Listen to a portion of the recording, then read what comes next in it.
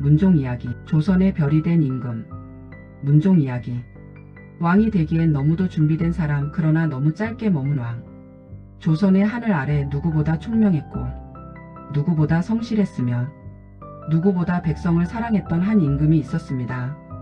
그러나 그의 재위는 단 2년. 그는 왜 그렇게 일찍 떠나야 했을까요? 그의 삶은 실패였을까요? 아니면 완성이었을까요? 오늘 우리는 조선의 비운의 성군 문종의 이야기를 따라가 봅니다. 세종의 아들로 태어나다. 1414년 한 아이가 태어났습니다.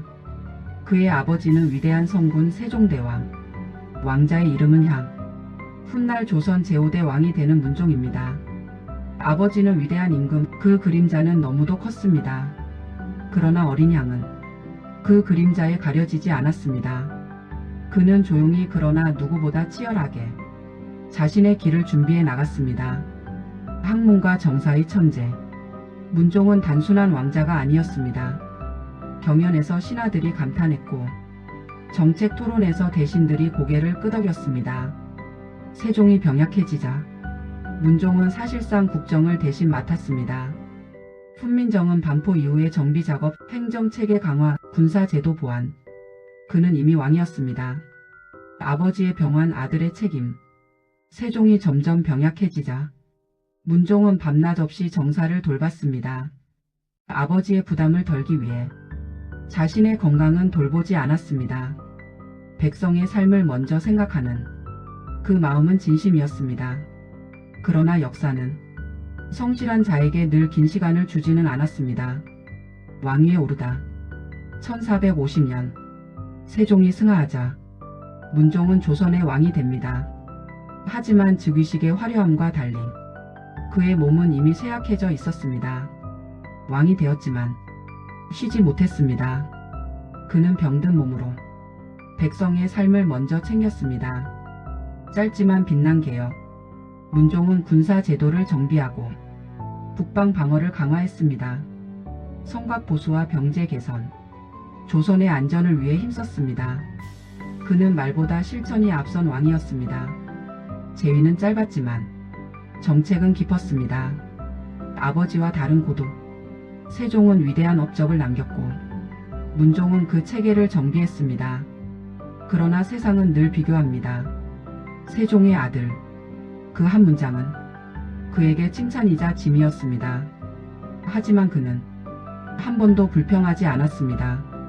세자 단종을 남기고 문종의 아들, 훗날 왕이 되는 단종. 아직 어린 아이였습니다. 문종은 자신의 시간이 길지 않음을 느끼고 있었습니다. 그는 어린 아들을 위해 충직한 대신들을 남기려 했습니다. 그러나 역사는 그 뜻을 지켜주지 못했습니다. 병과의 싸움. 병상에 누운 왕. 신하들은 눈물을 감추고 의관들은 약을 다렸습니다.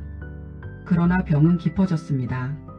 그는 마지막까지 정사를 물었습니다.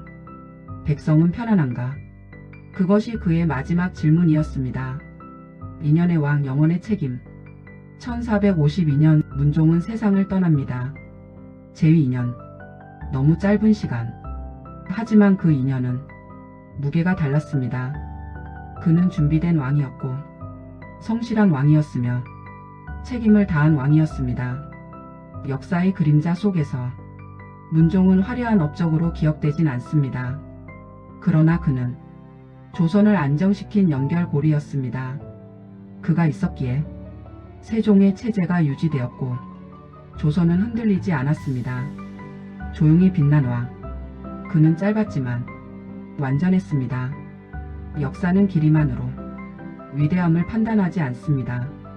문종은 자신에게 주어진 시간을 끝까지 다했습니다.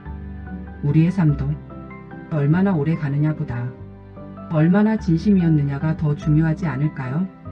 조용히 책임을 다하는 사람, 빛나지 않아도 흔들리지 않는 사람. 그 사람이 바로 문종이었습니다. 이 이야기가 마음에 남으셨다면 구독과 좋아요로 응원해주세요. 조용히 빛난 왕의 이야기를 더 많은 분들과 나눌 수 있습니다. 여러분의 한 번의 클릭이 역사의 숨은 별을 다시 빛나게 합니다.